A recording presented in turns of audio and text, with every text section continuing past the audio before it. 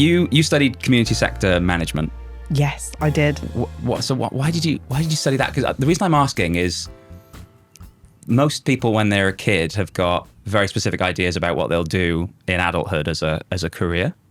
Doctors, lawyers, they work in finance. Standard. Yeah. I figure that's not what you were imagining your career would look like. So when you were a kid, what did you imagine that you would do as an adult? So my big goal was always to be a primary school teacher. Right. That's where my heart was. In secondary school, you do that 1 week work experience. So it was in a primary school, always year 5, 6. I was really set. And it's really interesting you mentioned community sector management because it's been a while, after you graduate, it doesn't really come up in conversation as much. But so after I had my little one, I was determined to rebuild life, living in a hostel, all of that kind of thing. And I remember walking into Tower Hamlets College, which is where I lived at the time. I think it's rebranded as New City College now. And I went in to do a qualification in teaching and see what's available. And my little one was 6 months old. And I remember being told, we're really sorry, we're completely full, but there's a table back there and they've got some places.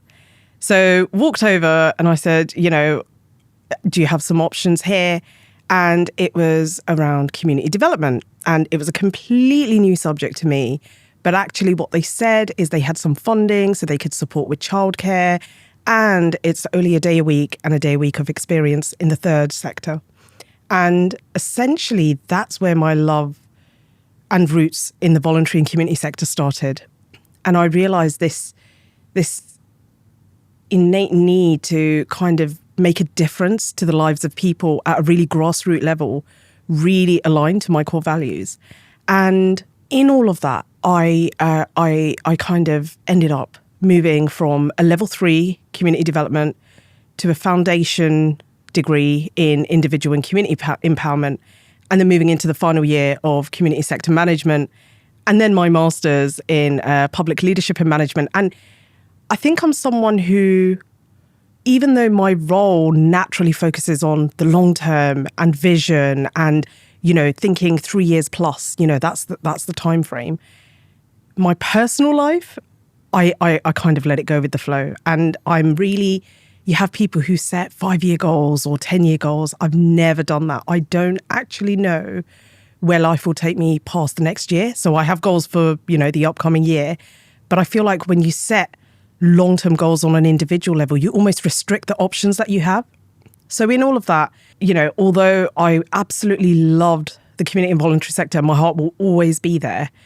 I then moved into local government. There was this graduate scheme that came up, and I don't know, I feel like saying the rest is history because I can't imagine working anywhere else other than local government now, because it's almost that opportunity where that very, very local impact of community and voluntary sector, this takes it a level up, but actually the opportunity to progress and really impact a little bit more at the strategic policy level is greater without still losing touch with the community. So I guess that's where it transpired from. It almost kind of happened through a natural evolution, really. It wasn't necessarily something that I'd planned in advance. Certainly not something I thought I'd be doing the day that I walked into the college all those years ago. Yeah, kind of a happy accident, really. Yeah, I like that. Yeah. We'll call it that. So you're from Tower Hamlets originally, aren't you? Yes. Yeah. So you did your graduate scheme in Tower Hamlets, didn't you? Is that right? I did, correct, yeah. And then you've just finished a stint as a deputy director in Tower Hamlets. Yes. So I'm interested the impact that being from a place has on how you approach your role. Of course. So how has that impacted you? How has it affected your role, and has that changed from when you were a grad scheme member to being in a really senior role? I am so connected to the people and the place that is Tower Hamlets. I can't emphasize how much, it will always be home. I live in Redbridge now and I love Redbridge, but Tower Hamlets will always be home, where you're born, where your roots are. And I think working in Tower Hamlets, so yes, I started as a graduate and then did 10 years at Islington, a year at Redbridge in between, and then went back to Tower Hamlets in the work of transformation.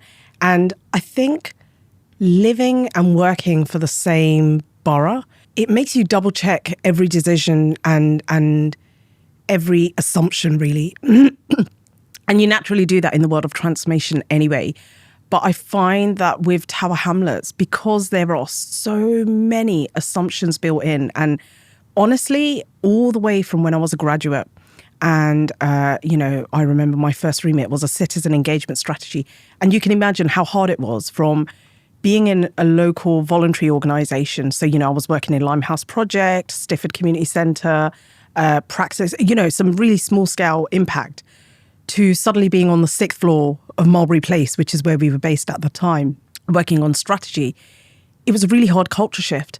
But more than that, when we're talking about the citizen engagement strategy and I'm at a board meeting, and the first thing you hear is, well, we already know what the residents want. We just need to find a way to get this strategy out. It hits different when you live there. Yeah. And you're like, how do you know? But you're just a graduate. You don't want to question those things. And I also remember, as part of the graduate scheme, I did a year and a half in Housing Regen. You're meant to move every 6 months.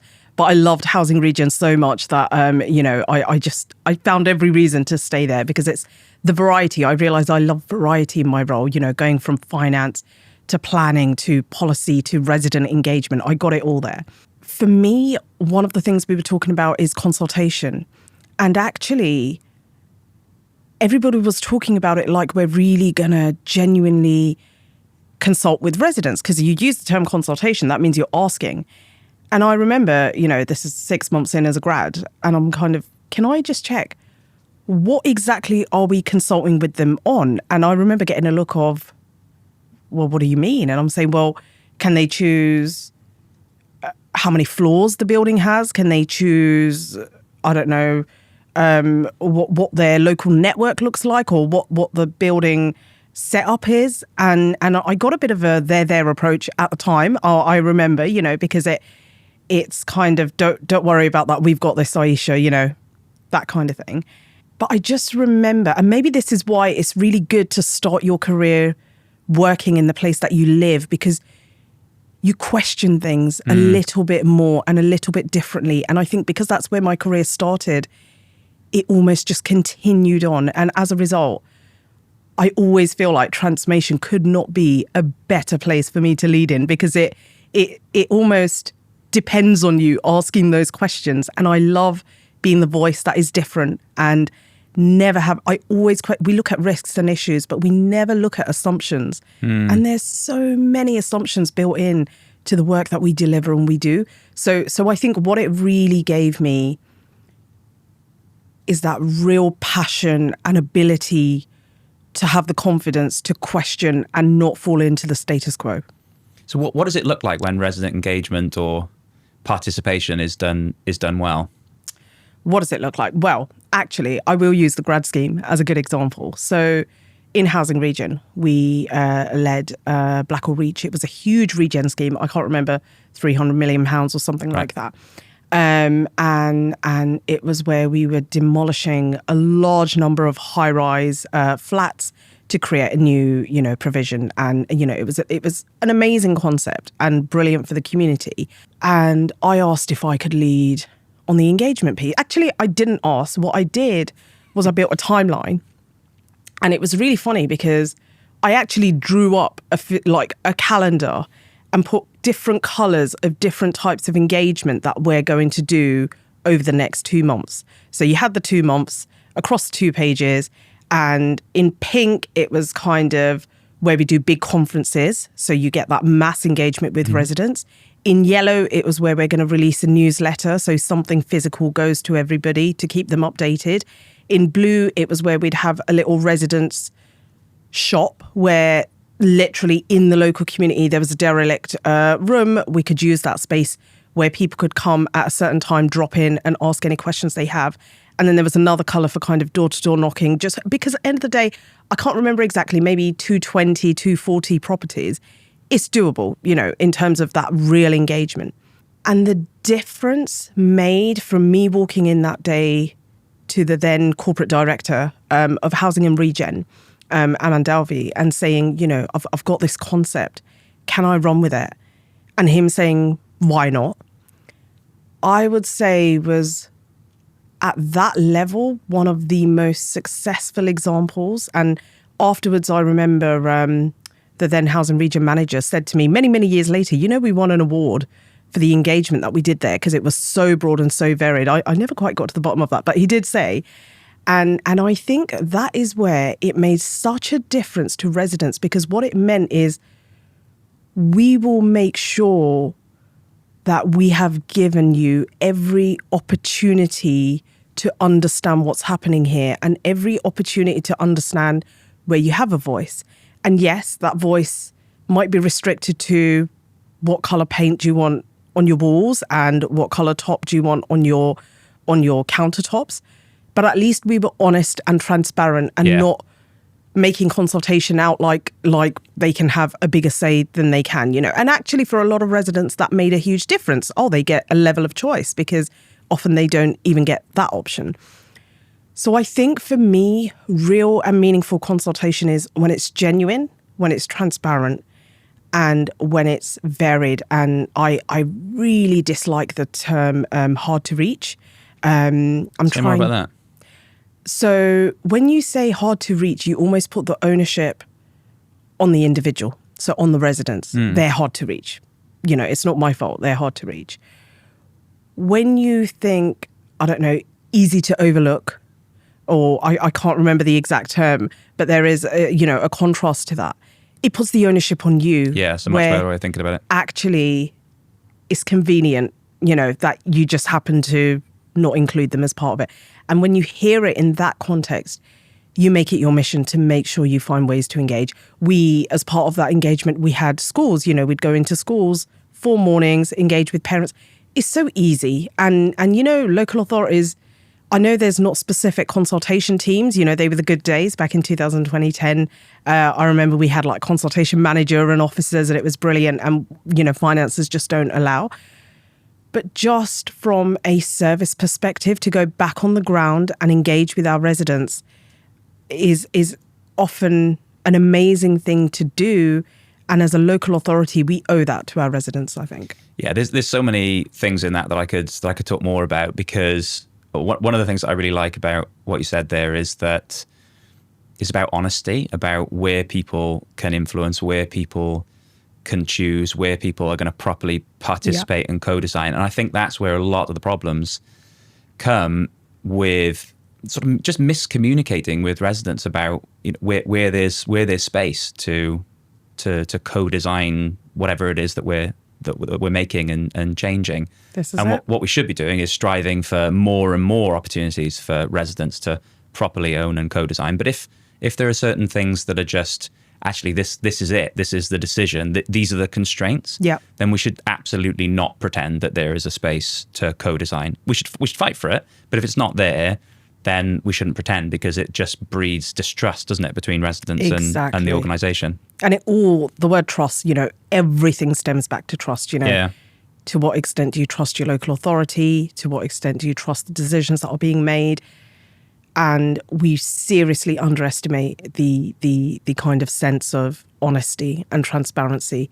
And again, that builds back to assumptions. We think they won't realise or they don't care, but they do care. Yeah. And they do deserve that respect, that we actually are really honest and transparent and genuine with them.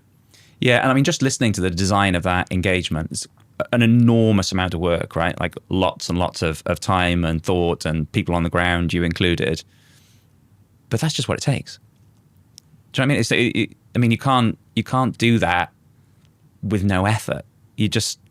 I think doing proper participation in the way that you're describing, proper consultation, is just a lot of work. But the outcome speaks for itself at the end of it. And I think we just need to accept, if we want to involve residents properly in the design of places and spaces and services, just takes work, but it's also the right thing to do. And you're right, because there is a difference. It's not really a capability skill. So you don't need to bring in, expensive resource or any. It's a capacity. So you do need to invest time, exactly as you say. But if you think about it, essentially, I was a graduate on, I can't remember, was it 26K we were getting as grads at that time. And I single-handedly made it happen. So it is easy to do. It's not difficult, but it's just, are we prepared to invest the time? Because it is a time commitment, having someone at the resident shop 3 days a week at a certain time, setting up the conference, that kind of thing.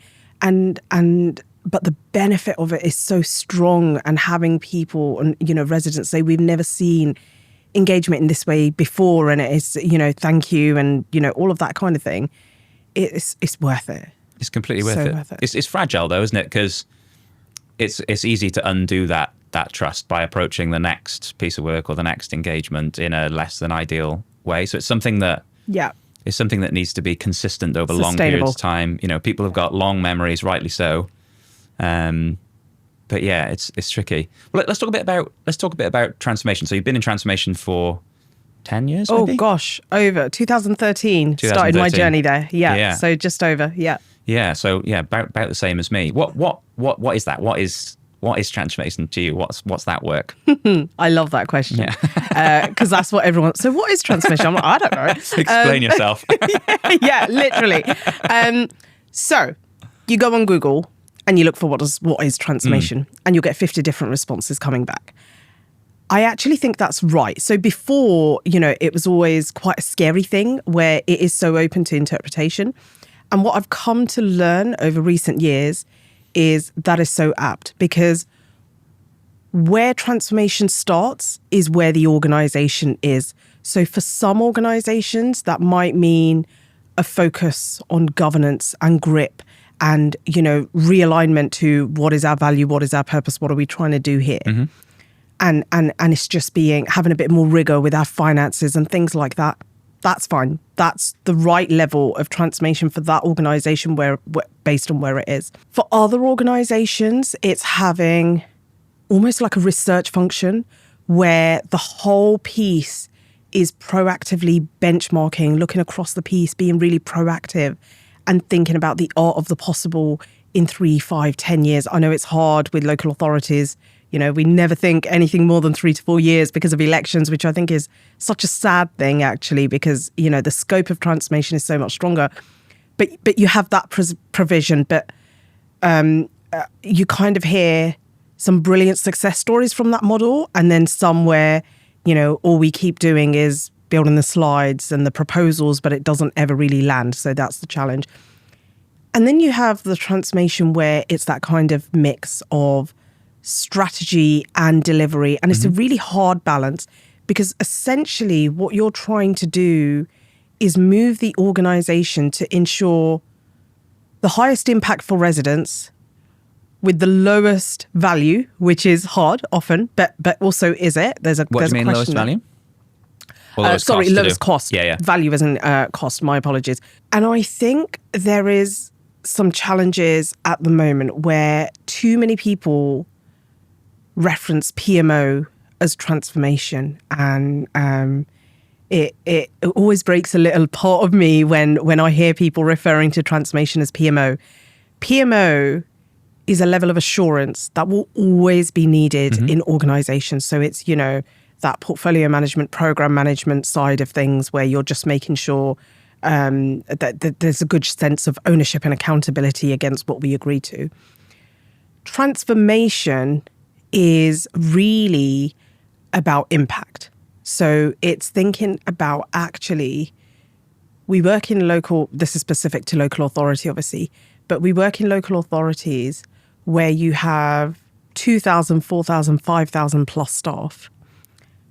How are you going to utilize as much of that as possible to think from a curiosity mindset about what's actually working here, what isn't working here, and just move as far as possible away from, but this is how it's always been. I feel like surely in 2025, we've ended that saying, officially, like closed it off. We cannot ever say this is how it's always been, but I'm still hearing it today.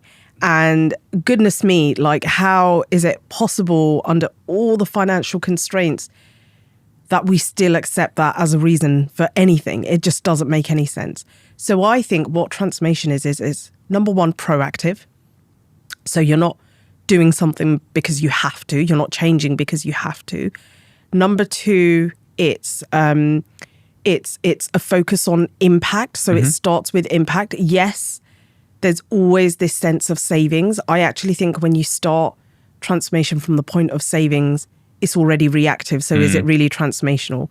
I think when you start with impact, if you do it right, the savings will fall through themselves, essentially. And I think it is consistently questioning and enabling the organization, because the terrible thing is this ivory tower of a team that knows what transformation is. Transformation is everyone's problem, and it's everyone's gift as well. And I think having that curiosity mindset of, but why has it always been this way? What can we change? And having and enabling a space to have those conversations is, for me, what true transformation is. Yeah, I love that. I think about, if you think about social workers in an organization, it wouldn't be strange to say social workers tend to have these kinds of values, these kinds of mindsets, these kinds of core skills. Yeah. But I think that some people think that transformation is a bit of a non-job, or is not a profession in its own right. And I couldn't disagree more with that sentiment. I'm interested, with your experience of working in this space for 12, 13 years, what are the skills and what are the capabilities, what are the ways of thinking that people work in transformation who are brilliant at that role? What is it that they bring to the role? So, nice touch on social workers, because my sister's a social worker. And I'll always ask her, I'll be like, what do you think works? She's actually a social worker in Tower Hamlets. Oh, no way. Yeah. So it's like, what do you think works? What do you think? And it's amazing how, and I also have a friend who's a housing officer there as well. So when I was working there, I'd often ask them. And the understanding that they have of the broken parts of the system and the parts that work really well is incredible. But how does the organization ask them? There hasn't been a space. And, so I think part of the issue, first of all, is giving voice to everyone in transformation. And it's often overlooked. And, we've done that through Innovation Month and things like that across a number of organizations. But there's a real opportunity there. I'm trying to remember the question. No. So I was asking about, the skills. And, oh, yes, of course. For people who work in transformation, skills and capabilities and disciplines, yeah. That's the one. So, essentially, everyone has, for me, the kind of worst thing you can do when recruiting into transformation roles is a tick box of qualifications. Yeah. That's amazing. You have the theory, you have the backing. For me, what's much more important is, do you have resilience? Do you have a common sense approach? And do you have an ability to constructively challenge as a critical friend? And the reason for resilience is transformation flexes. So there will be times when you're like, gosh, I've actually got a lot of time today to do a lot of kind of proactive research and things like that. And there will be other times when you can't even get a toilet break in because it is crazy. You start at 7 a.m. at the desk because it's weighing on your mind, and you're still there till 8 p.m. It can be really heavy. And then you've got challenging stakeholders, and then you're going to have to be, they say the problem, I see it as the solution, but the person who's constantly trying to work through that. And it's really hard, but it's also really amazing. And you really need that resilience to build through it. And when I mention the critical friend aspect, I think there's a real skill to how you do that, because if you take things, and I spent much of my career feeling like some of the challenge was on a personal level. Yeah. Sometimes you can't help it because you take so much accountability for what you're trying to do and ownership. It's almost you come onto the defense. Yeah. But if you can do it from a perspective where you validate every, they're referred to as challenging stakeholders, I actually think they're the strength in transformation, because they're the ones that make you think and rethink what you're proposing. And it goes back to assumptions again, make sure they're on. If you really are open to hearing them, actually, there's a sense of opportunity in what they say as well. So having the nuance to be able to do that, and actually, there's so many terms in that, such as, like I said, the word challenging stakeholders, or, difficult people, or, you know, anytime I work anywhere, it will always be like, oh God, good luck with housing, for example, you know, Yeah. the housing service, because they just, but actually when you really listen to them, the voices are so valid and there's so many solutions already there. So why would you go in with an assumption Yeah. of what it is? So I think from an individual perspective, thinking about traits, for me, it really is the resilience, the can-do attitude. So having the drive to want to make a difference. And that comes with being proactive. You cannot, to this day, in my team, I will never, ever say, can you lead on this piece of work? I will give the opportunities of where it is, and I expect people to be proactive that want to take it on to come and do it. And they always do, because that's the kind of recruitment that I do, is I make sure it is people that want to make a difference and that want opportunity and want growth, because goodness, there's so much growth available in the world of transformation on a personal and professional level.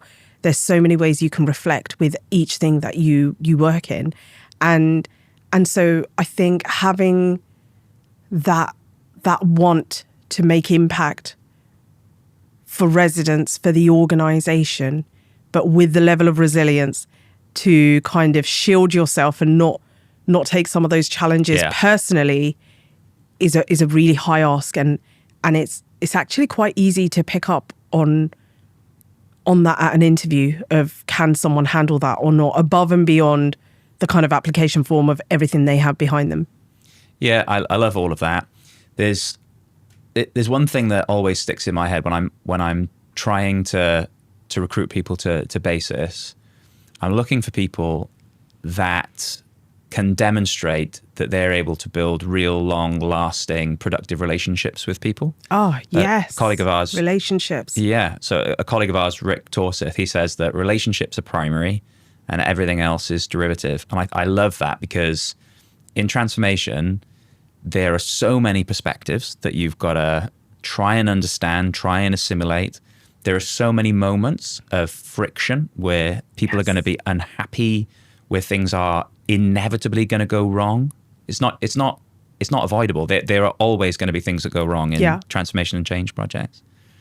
And the thing that enables you to move through those problems are relationships with people and resilience, perseverance, you know, like being able to kind of keep going back at it and trying to be reasonably chipper about it as well, and keeping the energy reasonably in a good spot. But it's very hard, I think, to find all of those kind of skills and capabilities. There are plenty of people like it, but it's not, it's in relatively short supply, I would say, those kinds of people. I'm still struggling. And this is 13 years in. You know, I think that human-centered approach is key to transformation. I still, to this day, go home and reflect, could I have had that conversation differently? Did I react in a way that maybe felt too personal, and actually I just need to disassociate how I feel about, you know, the scale of opportunity, and just think it's not maybe right for the organization right now. And I'm getting better at it. Yeah. But I don't think there is an ideal, because we're humans as well. So we're not going to get it perfect. But that's what I mean by growth. Like, the sense of growth in being in roles like that is immense. And that's why I said not just at a professional level, but also a personal level, because unlike many roles in organizations where, you know, you do the job, you go home, and then you come back in the morning and you do the transformation is one where it is so individual centric, where I know if I asked this person to lead a project, it would be completely different to if I asked that person to lead the project. Yeah. And forever, my leadership focuses on a growth mentality, where I always think, who will be able to give the best that the project needs, but also grow in themselves as part of this. So it's a little bit challenging, but not too far that the project suffers as a result, or the program. And even now, so obviously we maybe, you know, I've just joined Bexley, we might be looking into recruiting at some point. And for me, actually, it's about framing questions around exactly what you say. So less around, tell me about the theory of so-and-so, or the tools and templates, and much more about, talk to me about relationships and, a senior stakeholder and challenges and a point at which you just kept getting pushback. How did you deal with that? How did you handle that? How do you keep an organization focused on long-term impact when they have a day job to run? Because I think all too often transformation is seen as a hindrance and not a help. And that's a terrible place to be. We need to be enabling and supportive and understanding that there are commitments and services need to run their statutory services. And we're in a fortunate place where we can be proactive, but that almost should now be a statutory need for an organization as well, because otherwise they will fall behind. Yeah, no, I completely get that. Yeah, I think for me, I would rather somebody that knows they don't know the answer to a problem rather than somebody that can confidently give me an answer to the problem. Perfect. Yeah. Yeah, absolutely. Because actually, if someone knows they have the answer, that's a really dangerous place That's a problem, to be. yeah. Because then you're not going to open and listen to anything else. And you've just gone with, back to my first week as a graduate, when someone said, we already know what the residents want, worst place to be. Yeah, completely. Well, you talked about essentially resourcing projects and trying to find somebody that is going to be good for the project, but also is going to be a growth opportunity for them. Yeah. What are you looking for in terms of growth opportunities at the moment? What are you trying to improve for yourself? So for myself, or do you mean for the individual? For you. Yeah, as an individual, where are you trying to improve at the moment? Oh, I like that question. So Now you're on the spot. yeah, bring it on. So look, 6 weeks in, joined London Borough of Bexley. Amazing move. I sometimes talk to my friends and I'm like, I don't want to jinx it, because you suddenly something just fits, and it was the role that really attracted me. Yeah. But now that I've gotten to know the people, everyone's so nice in Bexley, and I'm like, I might be the problem here, because I'm not used to everybody just being so, they've got an amazing retention rate, lots of Bexley residents who work there and stay there, and then lots of people who come from outside who then stay there as well. Yeah. And I'm like, I can see why. Mm-hmm. You mentioned about how you try and resource your projects in such a way that your team, you put the right person on the project for the project, but Yes. also to try and stretch them a bit and help them to grow. And I'm interested in your own sort of development needs. So what are you spotting in yourself that you're trying to improve at or grow in? Yes. This happens with transformation. We go off on a tangent and I'm like, what was the question? So apologies. So the reason why I mentioned 6 weeks in at Bexley is because there is a real focus on culture. Right. And I'm not used to that. What kind of culture? So culture of leadership first, and we're going to work our way through. And I'm not, so we have some core transformation programs, so early intervention and prevention, commercial, corporate core, so data and that side of things, and customer and culture. Most will not have the culture because it's often overlooked. Yeah. But it's absolutely core, because without the right culture, you don't have anything. You're not going to move anywhere. And the first thing we do is have these days away with all of leadership, so corporate and extended leadership, to talk about relationships and how is it working? How do we do our decision making? How can it be better? Oh my God, it's so refreshing. And as part of that, we did a DISC profile, and it's, like Myers-Briggs. And I always know where I'm going to end up. I don't know about you. I do. It's always got something to do with, assertive and, bold and that side of things. So we did DISC profiles, and mine is influence and dominance. So there's a number of areas. So there's, one focused on people, one focused on the rigor, having the analytics behind what you do and really not moving forward till you're absolutely sure. Then you have dominance, and then you have influence. And so mine's ID, which is a strong level of influence. And I'm sure that's evolved, with time. And so I'm close to a 12 o'clock on the desk. So it goes around like this. And from a growth perspective, and part of the reason why I joined Bexley, knowing it's a bit calmer, being out of London, and a bit more at a slower pace in terms of how it does things in a good way, more considered and more, gives time to do the due thinking. I want to move further down, and I would love, this makes me laugh because it's probably never going to happen. But at one point over the next year, for someone to refer to me as a patient leader. What do you mean by patient? That's the goal. What kind of patient are we talking about? I think I am so used to working in inner London authorities where everything has to happen yesterday and all at the same time and really fast. And it's amazing because it just keeps you going and you're like, next thing. But it makes you so demanding as a leader, but in a really positive way where people love the excitement. But what it doesn't do is just slow you down and make you think about, okay, but is this the right shout? And do we want to have another chat or another conversation about this?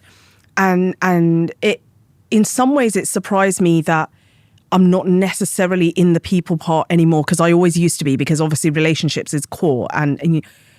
But I think in moving up to influence and dominance, and as you progress further in leadership, you kind of can lose sight of that closeness that you need in terms of your relationships and your people.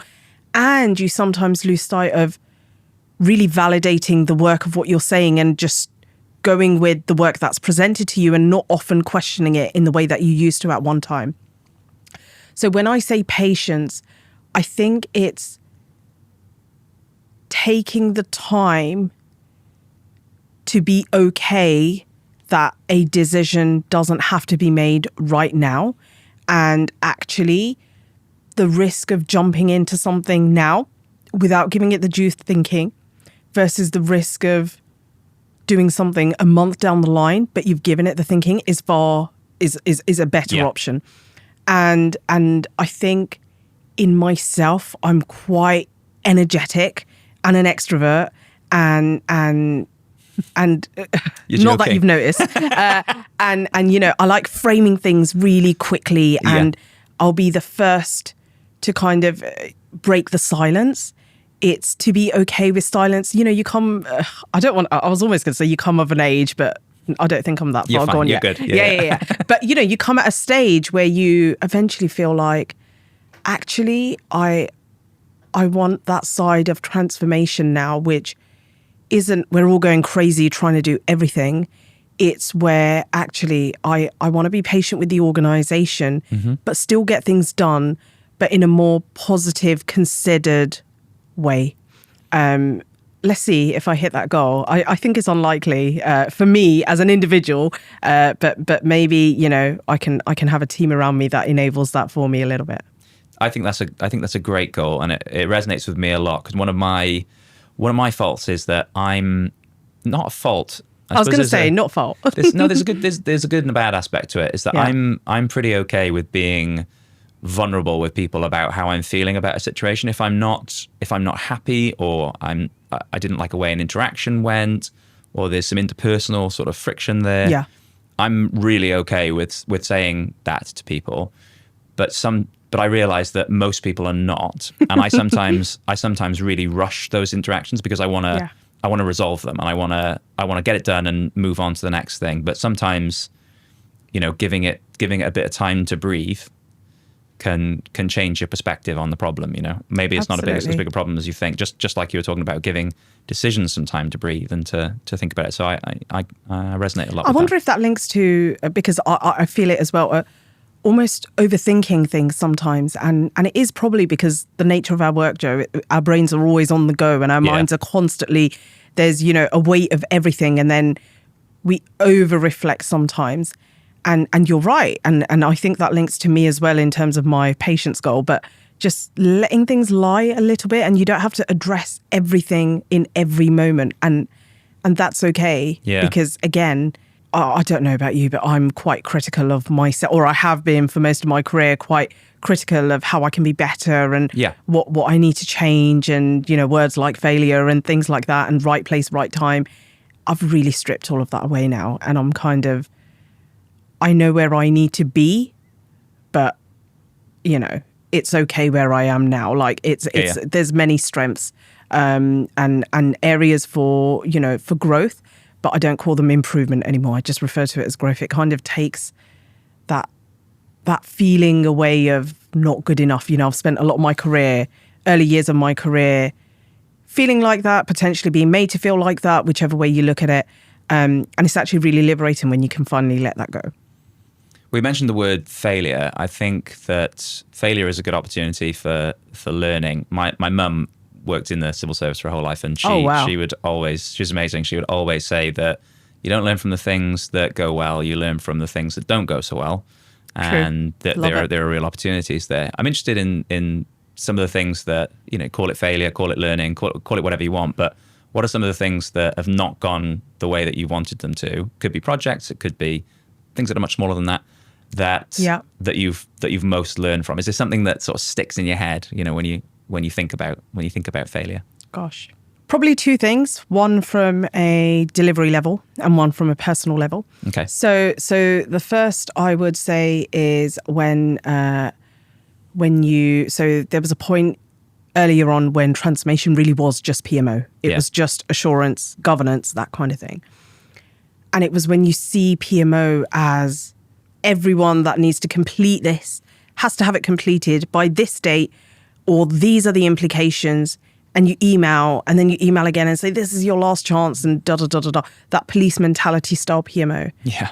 Oh my goodness, I've moved so far away from that. There is still a sense in me of accountability. You know, if the organization needs something by a certain date, then it, to me, is basic etiquette that you meet that timeline amongst your other deadlines, but you do know to prioritize something that is important to the chief exec. But at the same time, actually just taking the time to drop someone a Teams message, or just pick up the phone and say, hey, are you okay with this? Do you need any help? Or actually just not sending that email and just having a chat with them across the desk, or, you know, via Teams, and just saying, can I just get a sense of how your project's doing? And I'll just do the update on your behalf and send it back to you. And it's the focus that you said on relationships. It rings all through transformation, and particularly in PMO. You know, I think for any organization that still runs its PMO as a you know, big, forceful deadline piece, you just lose sight of what you're trying to do there. It just becomes a process and an industry in itself. And it's as far away as we should be from what PMO is, which is understanding, enabling honesty. Are there blockers? Trying to unblock. Again, it goes back to a help and not a hindrance. And where the best PMO ever is when services come to you and ask for help. When they're trying to avoid you, good God, you haven't done a good job there. So that's from an serious, for me, examples of where we got it wrong at the start. And from a personal level, I think because my mind quite quickly, so I don't take notes of anything. I remember everything. Really? So I have a friend who has a calendar with her other half for the kids' appointments, and I find that crazy. So I've got 3 kids, and I just know Iman's got this tomorrow, Inaya's got that tomorrow, Irfan's got that. That's not normal right. at all. So I have a bit of a honestly. So even with meetings, you know, we had a huge board meeting yesterday. I remember all the actions, so I don't need to take a note of anything. And I messaged the team this morning with a complete overview of just, you know, out of office this morning, but here are all the key decisions and actions that were made yesterday. It's just there. So I think so I procrastinate. So it takes quite a lot for me to be on top of things consistently, but when I'm on it, I'm fully. And I think my mind works in that way, where I can quite quickly get a grasp of where there's opportunities. And I think what I did, and to an extent I still do and I reflect on, is very quickly reflect that back to leadership, to the chief exec, to corporate directors. So I will say, look, we have a serious challenge here of how we run things. Mm-hmm. And there's a serious opportunity for how we can do things different.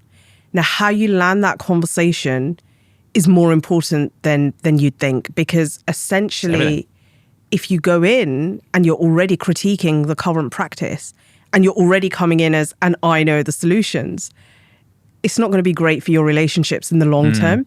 And I think I maybe did that in Tower Hamlets when I came back the second time as head of transformation. Unfortunately, leadership changed quite quickly because we had a change in chief exec, etc.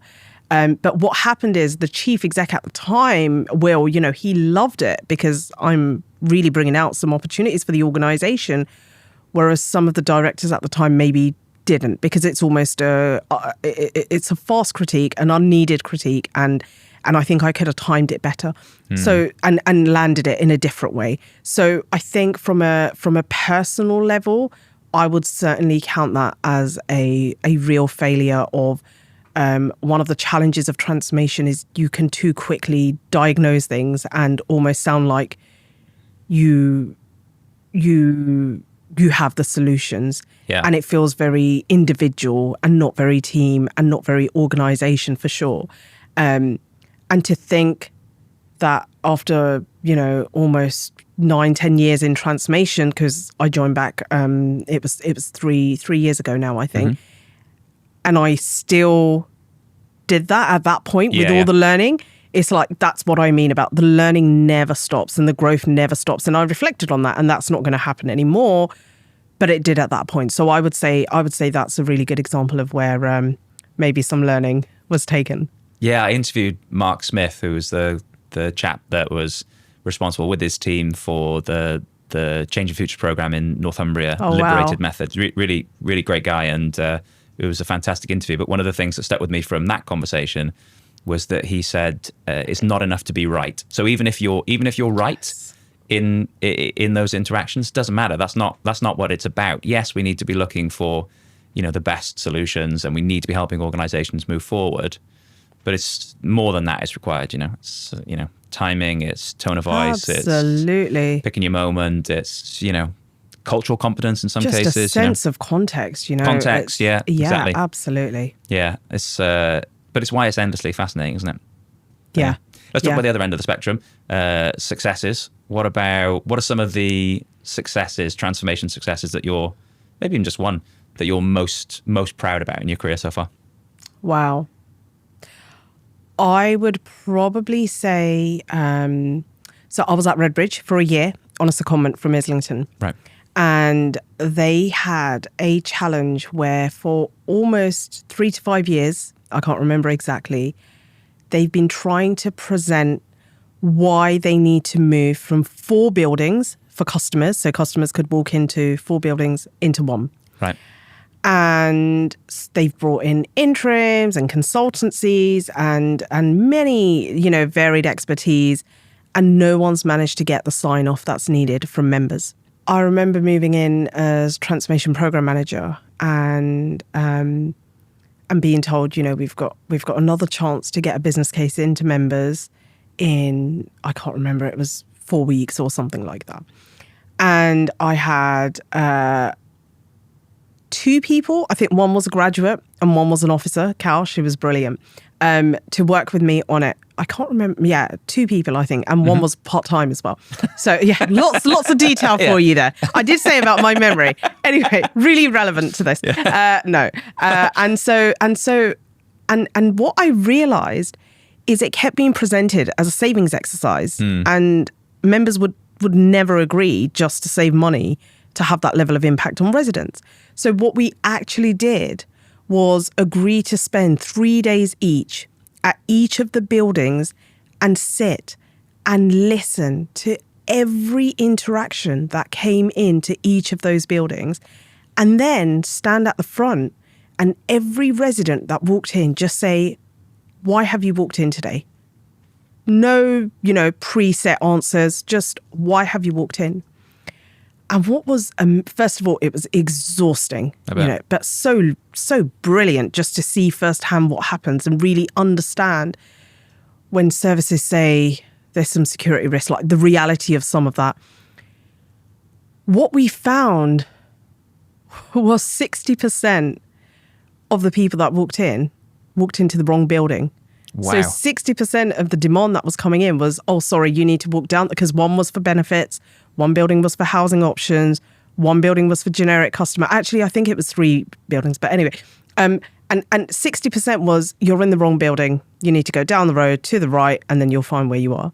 20% that we logged was self-serve, but actually of the 20%, more than 80% of that number was where residents came in, said they wanted to, I don't know, register their child for a school place.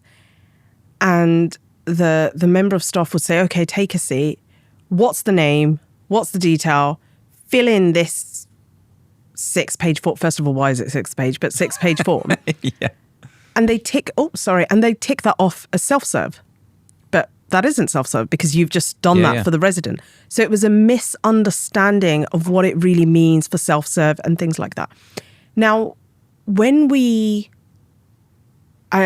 presented it back this time in the business case, we did it as a customer journey of, at the moment, a customer comes in and they have 8 different check-in points because there's multiple buildings. They need to work out which building. Then they need to work out, is it an appointment? Is it a specialist? Is it not? There's no triage. There's no sense of, do they actually have to come in the first place? Which majority of residents, either needed to come in because of a vulnerability, but actually more than that, they needed to come in because our online options were just rubbish, not end to end, not, that sort of from their perspective. So they were almost coming in due to failure demand.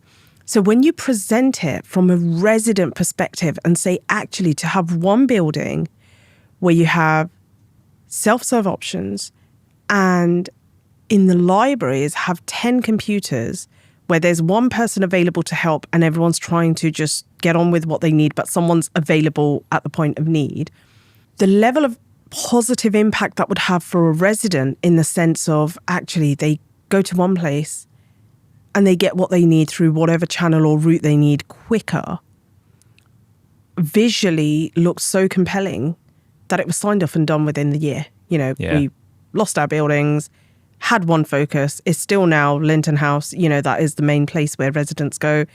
And I would say in such a short space of time, that's an example where you do not build in any assumptions. You go back to the residents and everything's based on evidence. We just don't do that enough. We never base our transformation on the facts.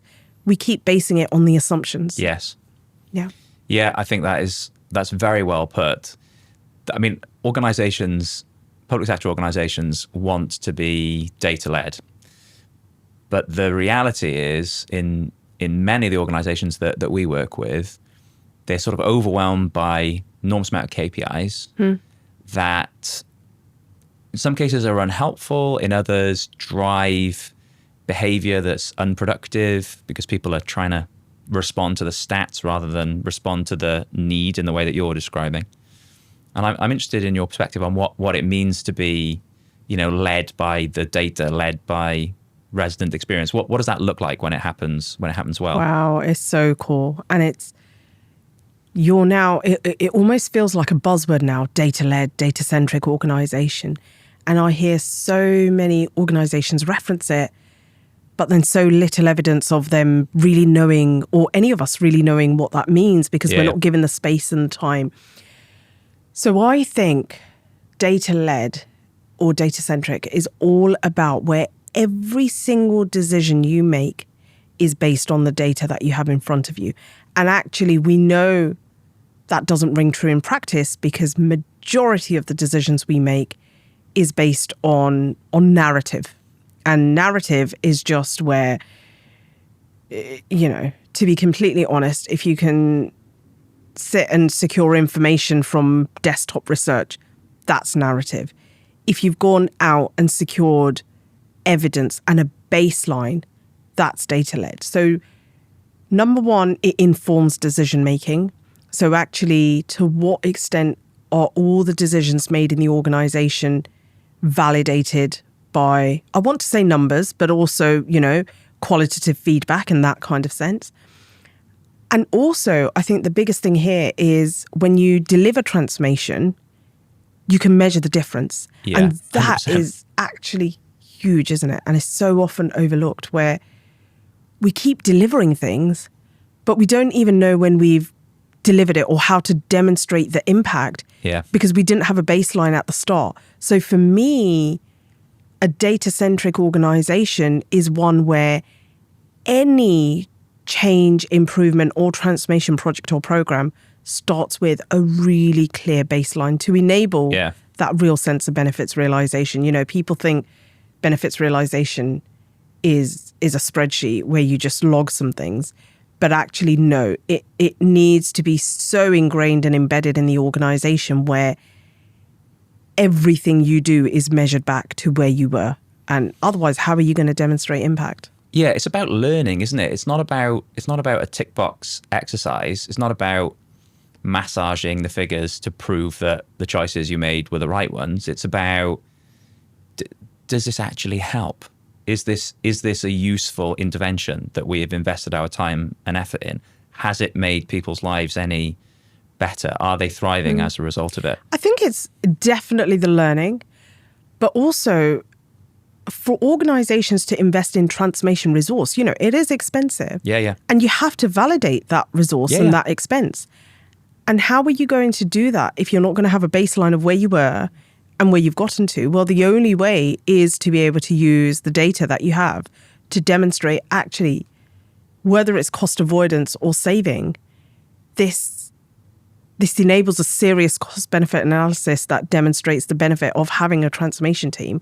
And I think too often we take that for granted of course, you know, when the change happens, we'll see the impact. Well, no, that's not the case. That's if not you how don't, it works, yeah. And everyone thinks about benefits at the end, you need to start thinking about benefits right at the outset, because that's when you really get that strong baseline in place. Yeah, well, I mean, we're the people that try and work in an agile way in local love government Agile. with services. And that's why when it comes to let's say savings, this is on everybody's mind at the moment. Yeah. Working in an agile way enables you to test very quickly a different way of working, a new intervention, and to see, are we making progress against the baseline that we've set? Not to the extent that we need at the end of this savings program. You know, we're not going to release £1 million in 6 weeks of an agile project. Yeah. But we might see some early evidence that things are changing, things are improving. Maybe we've avoided a little bit of cost. If it's a temporary accommodation project, maybe if some fewer people are going into temporary accommodation, well, that's a good sign. Maybe we are on the right track here. And that helps us to validate that what we're doing makes sense and gives us confidence to keep investing in that piece of work. I think it's crazy, really, to wait until the end of a big transformation program to see, well, did we have the impact that we thought we were going to have? Did we make the savings? I don't know. What happens if we don't? Well, now we just have to chop an arm off at the end, and nobody wants that. That's not good for residents. That's not good for the staff. I cannot tell you the beauty of Agile. And I don't actually know if you know this, but I only learned about Agile through Basis. Oh, no way. So when you did that training with Dennis with us all those years ago in Islington, that was the first I'd heard of Agile. And I can't now imagine transformation being anything but delivered in an Agile way. I think the waterfall traditional approach of as is and to be is fine for improvement and change. But because transformation is proactive and you don't have any answers until you start delivering and thinking about what works and then tailoring it and refining it, that is only ever possible through an Agile methodology. And I think all organizations, if they haven't already for transformation, should adopt Agile and link up with you. There you go. Because no, a little plug. Where's that envelope? But no, honestly, because you were so ahead of the time, recognizing how critical Agile is in delivering some serious impact. And I think everything now, procurement, how on earth can we call something transformation if on day one we've decided what the end game is going to look like? Well, that's never transformation. I think the beauty of transformation is being comfortable to be uncomfortable. I think 100%. it's so healthy to feel like you don't have all the answers and you don't know which direction things are going. That's real transformation. That's normal, right? That's the default. Not for local authorities, No, but it should be. Yeah. It should be. Exactly. That's the default. And I think one of the things that I've really found is to stop talking about Agile and just do it. Because what we did initially, when I first joined into Hamlets, was we kept pushing and saying we need to be Agile and we need to, and services almost stepped back a bit from it because the specific terms. And I realized that's not relevant to that. They don't think like that. They don't need to think like that. That's our business kind of thing, to know the approach. But we just showed instead where we deliver through a sprint and then show them the outcome and then next and then show them the outcome. And they loved it. And instead of trying to get buy-in for Agile, just do it. It works. Just give a sense of the direction, the approach, the governance, the sense of, I love a good Kanban, that kind of thing. And it just feels so modern and real and appropriate and relevant to the times that we're in now. I'm a huge fan of Agile. I can't imagine actually doing anything where there's a clear business case that says where we want to be at the end now, like in terms of specifics, for transformation. Well, it's a fantasy, isn't it? It's just made up.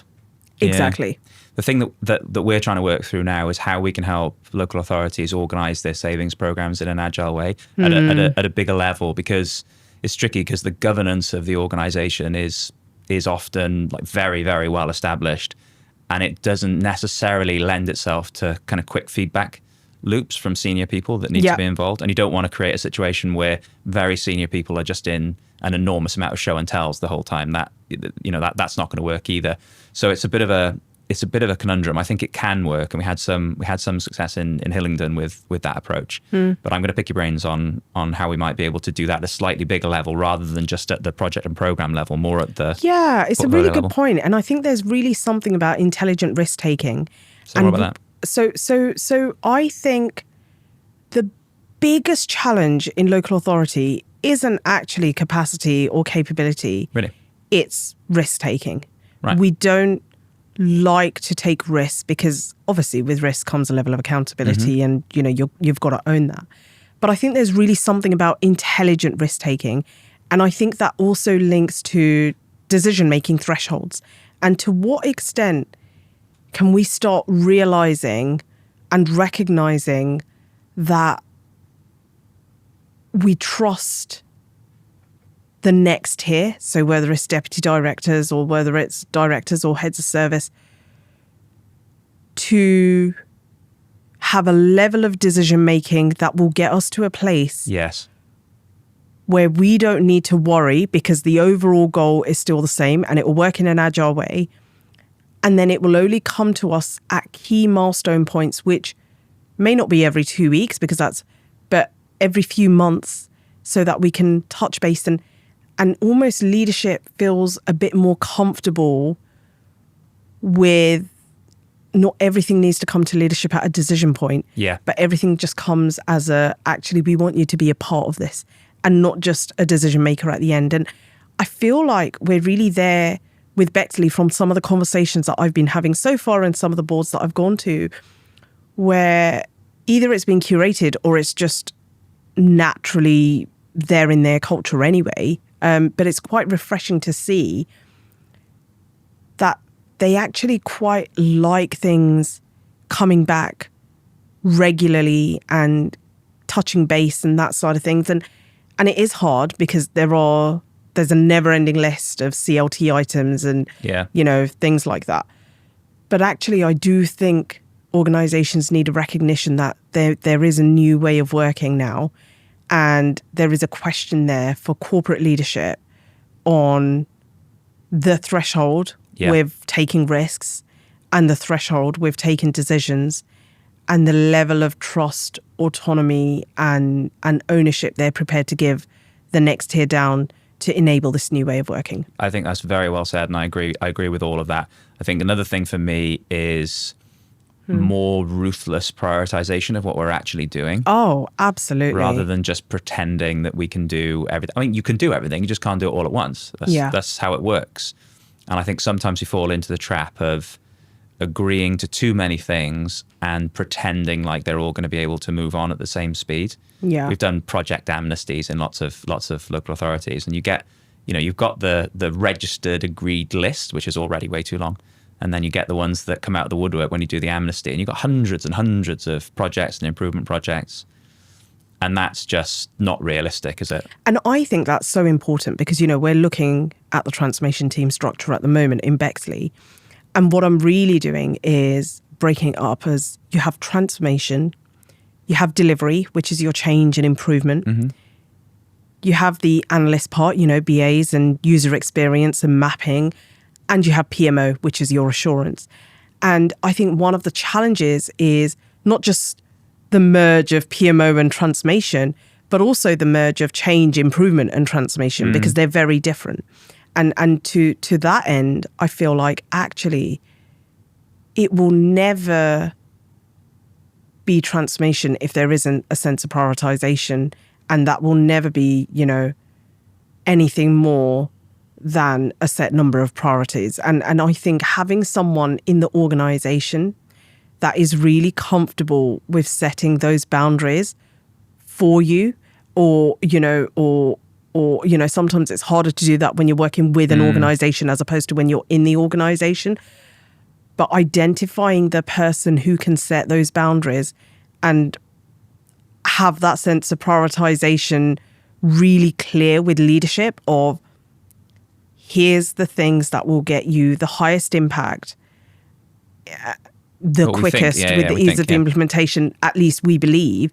Let's focus on these things and then we'll go to the rest. And, that sense of phasing and is really important.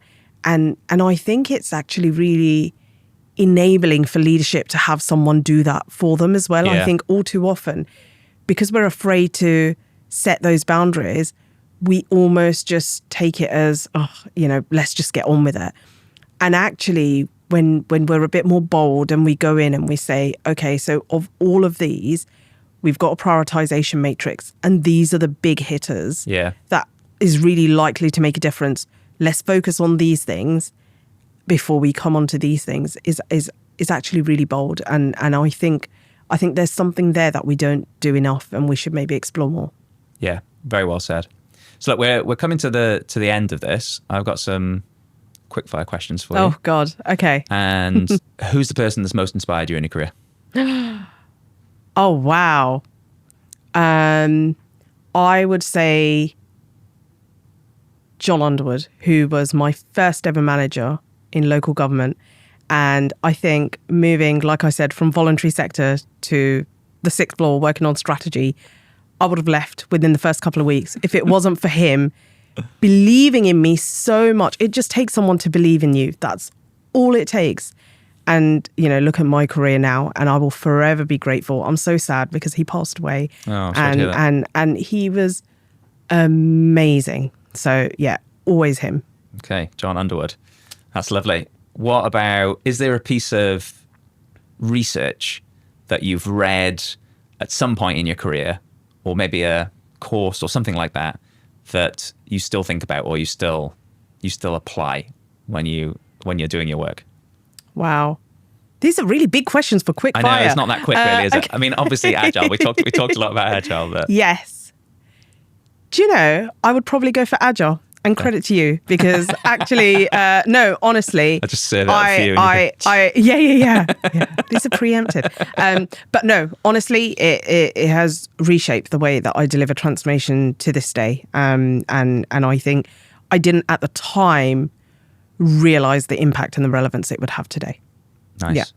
And then what do you want your legacy to be in local government? These are not quick questions at all. These are huge. I need to work we should have started with this. I need to work on the quick fire questions. These are not quick fire. Yeah.